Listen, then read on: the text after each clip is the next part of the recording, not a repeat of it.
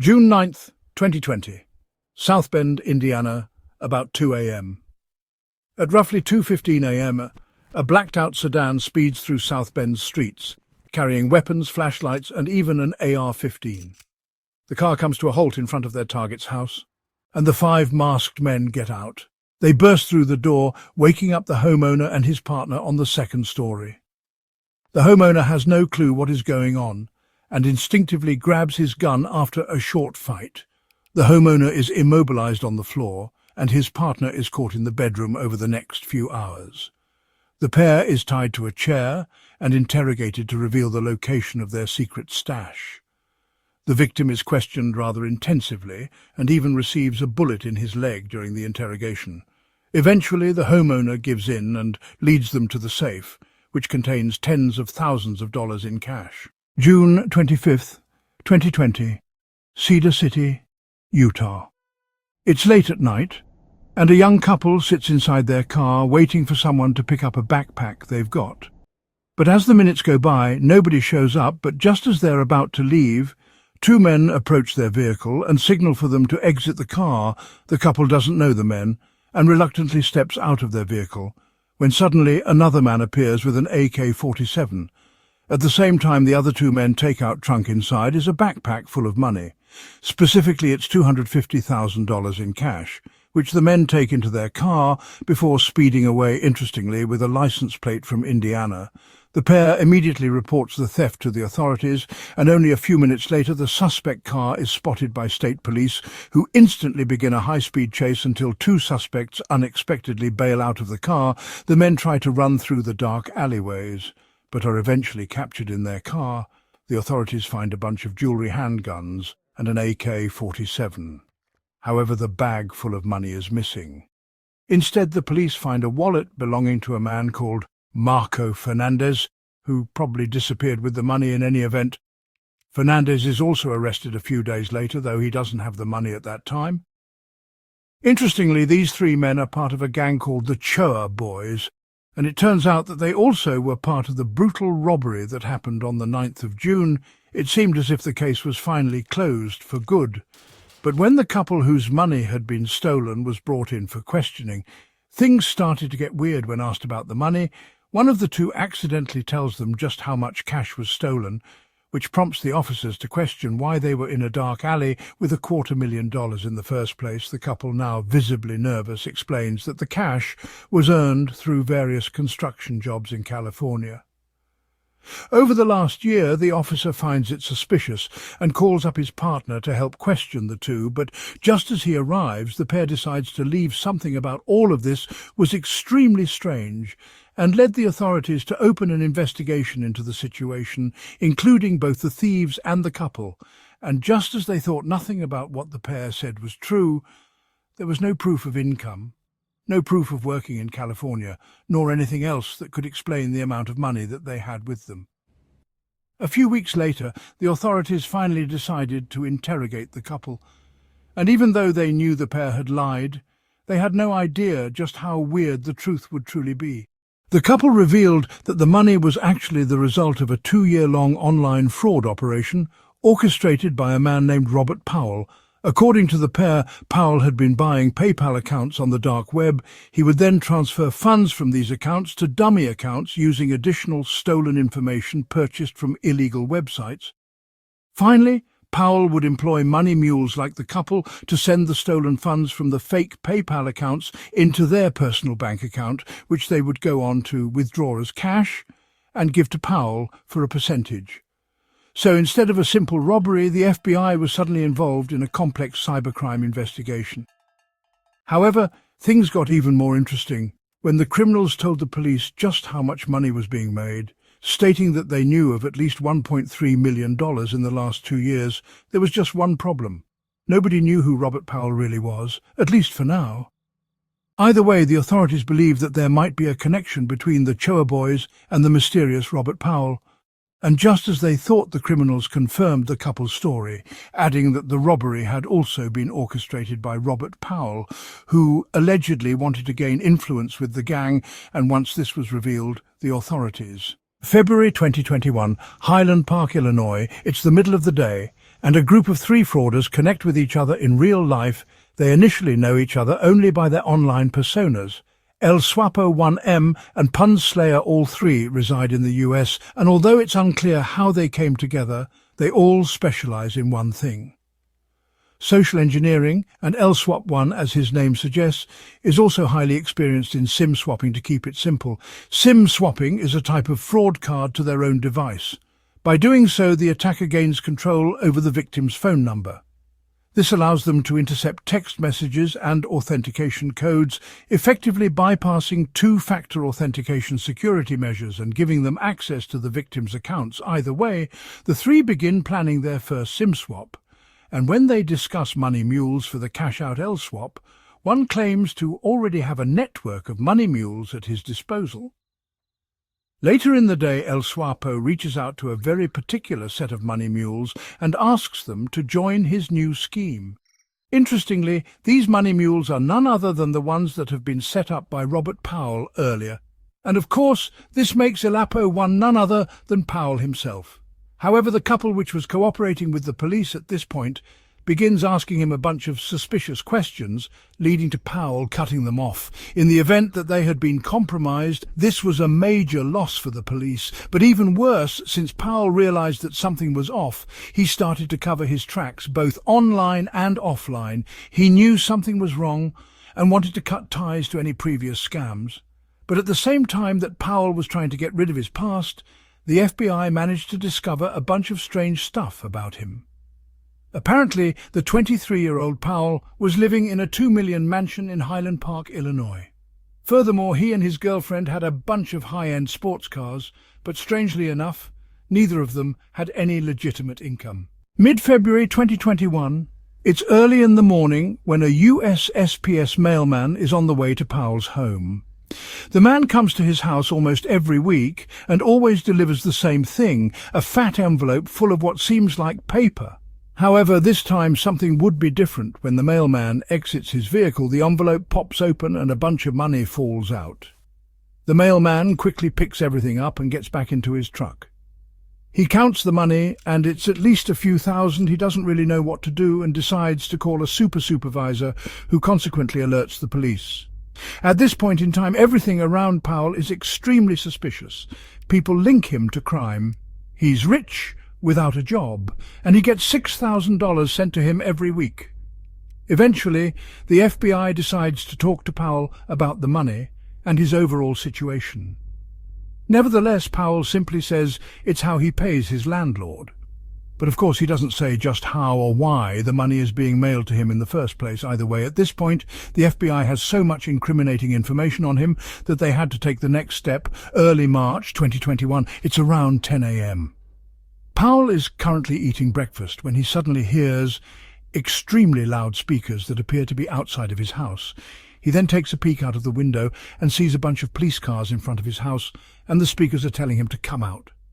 Suddenly his door is smashed open and a group of armed agents storm in before handcuffing him on the floor. As they take him out of his house and into a police car, he can only watch as federal agents swarm in. The only thing the feds find is an unregistered gun, and he's charged with a misdemeanor gun offense.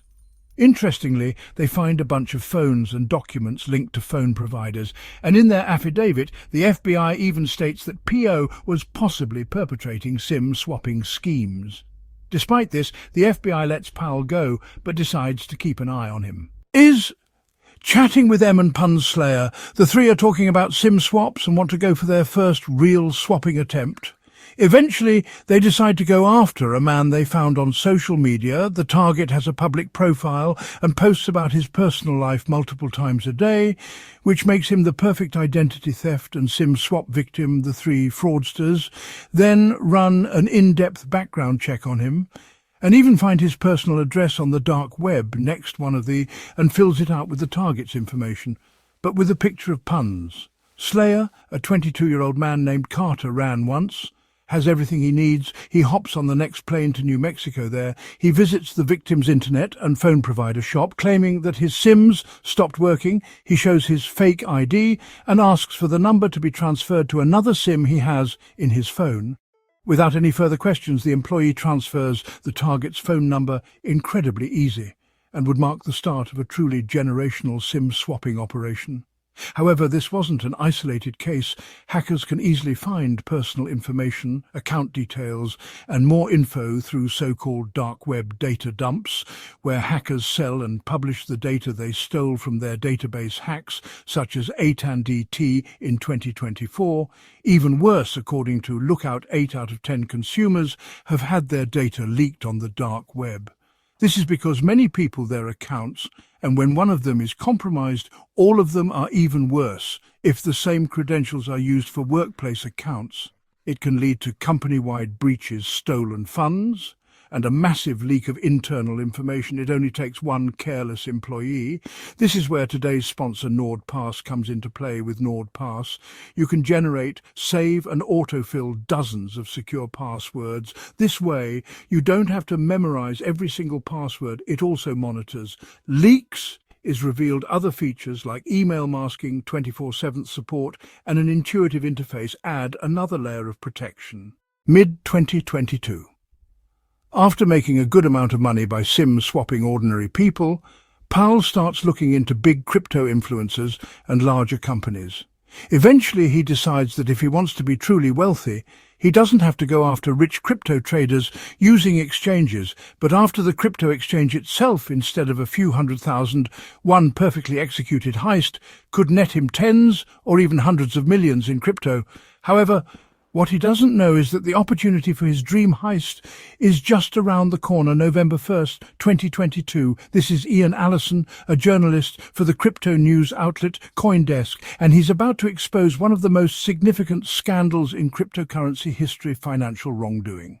He's been investigating the FT token, a cryptocurrency created by FTX, and uncovered a curious relationship between FTX and Alum Research, a crypto trading business that were both managed by the owner of FTX, Sam Bankman.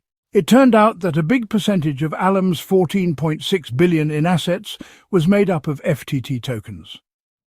This meant that Alum's financial stability relied heavily on an illiquid, self-issued asset rather than cash-stable coins or other liquid holdings. Furthermore, he noticed that $5.8 billion of Alum's assets were in FIT. This meant that Alum was most likely artificially inflating the price of FTT, which in turn meant that FTX's balance was also highly based on an inflated token and might not have as many cash reserves as they claimed.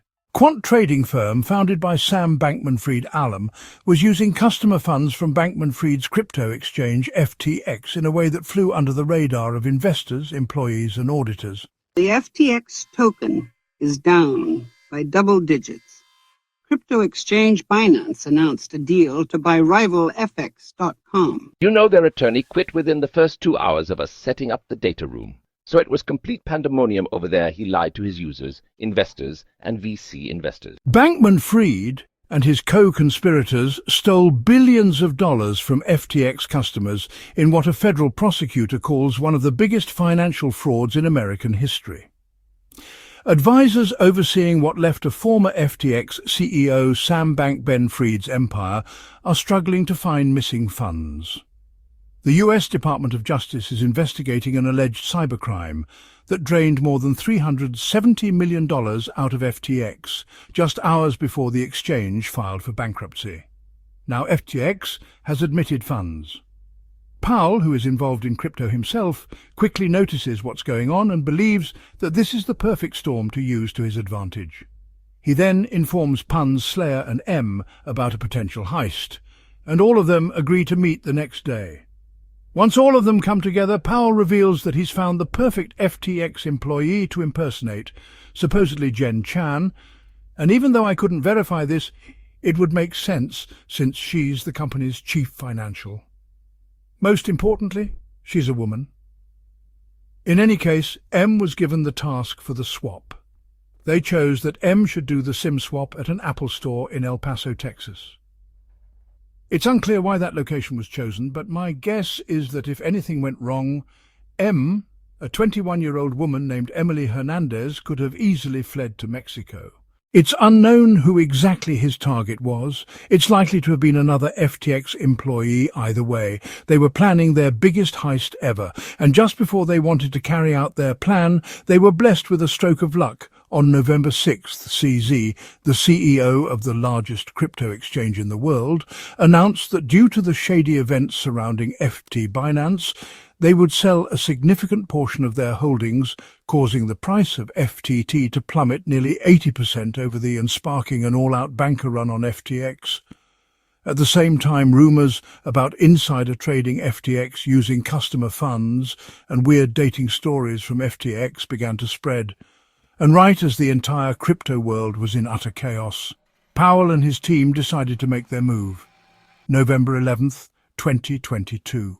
It's early in the morning and Hernandez is on a plane towards El Paso, Texas. In her bag are a bunch of phones and fake IDs. Simultaneously, another man, either Carter ran, or one of his associates, carrying a bunch of phones and fake IDs at the same time. Sam Bankman-Fried and his lawyers arrive at the U.S. Bankruptcy Court to, as you might expect, declare bankruptcy. It's important to understand that once a company declares bankruptcy, it goes through a process that restricts the movement of its assets until it's approved by the bankruptcy court or trustee. This meant that Powell's gang had only a limited amount of time to successfully carry out their heist, that being Hernandez is in a taxi heading to the phone shop, and miles away Ran is already in the store requesting the swap. Fortunately for Ran, the store is busy, and the employee quickly completes the SIM transfer without any issues. He then contacts Powell, who gets to work in a matter of minutes. Powell steals over $1 million from an alleged FTX employee known only as AC, but shortly after Powell finishes the first theft, his phone starts to ring. It's Hernand, and she's got important news, uses the information from AT&T and the new SIM to enter the victim's email. There he strikes gold. The account is linked to FTX financial control panels. He tries to enter with the details he gathered from snooping around the victim's emails, and it works. He's now inside FTX's finance management portal and has access to hundreds of millions of dollars. He can't believe the amount of money he's looking at, and he gets to work. His first transaction is the transfer of $99,500 ETH. Powell is extremely nervous, but continues clicking. Meanwhile, Zach Dexter, CEO of FTX's subsidiary Ledger X, just arrived home, but for whatever reason, the first thing he decides to do is sit down at his computer and check FTX's wallets on Etherscan. That's when he notices that something's off. Funds seem to be disappearing every few minutes, and he hasn't been informed about anything. Dexter then quickly creates a Google Meet call titled Urgent and sends FTX. But this is when things start to get weird. Sam Bankman-Fried and a few other high-ranking FTX members don't want to join the meeting and won't answer any calls. Even worse, once the team starts to discuss the issue at hand. Dexter is told that nobody knows about these transfers, and none of the wallets receiving the money are associated with FTX in any way. This meant that FTX had without a doubt been compromised. Either way, Dexter decided to call a representative of BitGo Wallets for the long firm overseeing FTX bankruptcy proceedings, so Dexter decided that they'd be the ideal people to take care of FTX money. But after calling BitGo, they stated they'd need at least half an hour. But the thief had already stolen 300 million NUR and was pocketing about 10 million more every few minutes. There simply wasn't enough time. That's when one of the employees offered Dexter his Ledger Nano, and even though it wasn't the legal thing to do there, BitGo fresh wallets and repeatedly sending money to himself until just after 10:30 p.m., he discovers that cash seemed to be missing from the FTX wallets to which he has access, and he realizes that his scam has been uncovered at roughly 11 p.m., and after a literal clicking battle, FTX's wallets were completely empty as it stood. FTX employee Kuman Ramanathan had almost 500 million on his Ledger Nano, and Powell had managed to steal $477 million, but Powell knew his mission wasn't over. He had a ton of stable coins, and these could be blacklisted by the issuer in case of theft, meaning that he couldn't use them on centralized exchanges.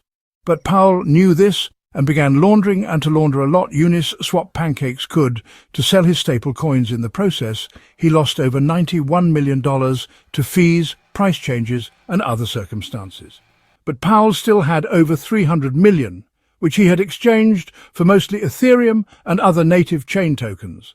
Next, a big chunk of this ETH was sent to so-called mixers, or tumblers, like the now-sanctioned Tornado Cash. You see, a mixer is essentially a single place where funds are sent to and withdrawn from all the time.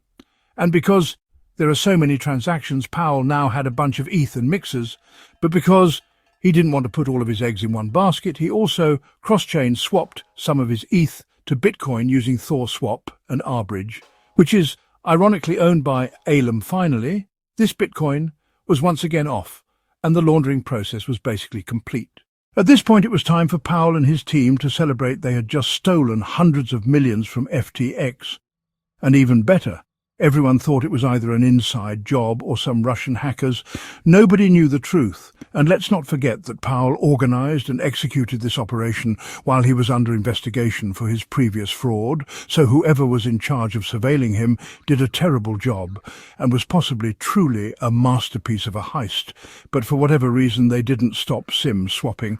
And that was a huge mistake, because FBI agent Brent Bledo began to investigate FTX's alleged hack and found weird connections to a known fraudster called Robert Powell. Now, I need to clarify that the following segment is pure speculation on my part, because there's no concrete information on how they got caught. However, since they kept SIM swapping and stealing, it's very likely camera while doing a swap. And when they compared her with the person who swapped the SIM of the FTX employee, the authorities probably discovered that it was the same person. Then, when Hernandez was arrested, she gave up Powell and drone. I say this because during the ongoing trial, Emily Hernandez pled guilty, and part of her plea deal was that she'd cooperate with the government. This means she was likely offered a deal after being arrested, which involved giving up her partner under home arrest, and recently sought permission to travel to Chuck E. Cheese for his girlfriend's birthday, while his trial is still ongoing. What I find strange is that images of these three are nowhere to be seen, and the case has received little publicity considering the severity of the crime that happened.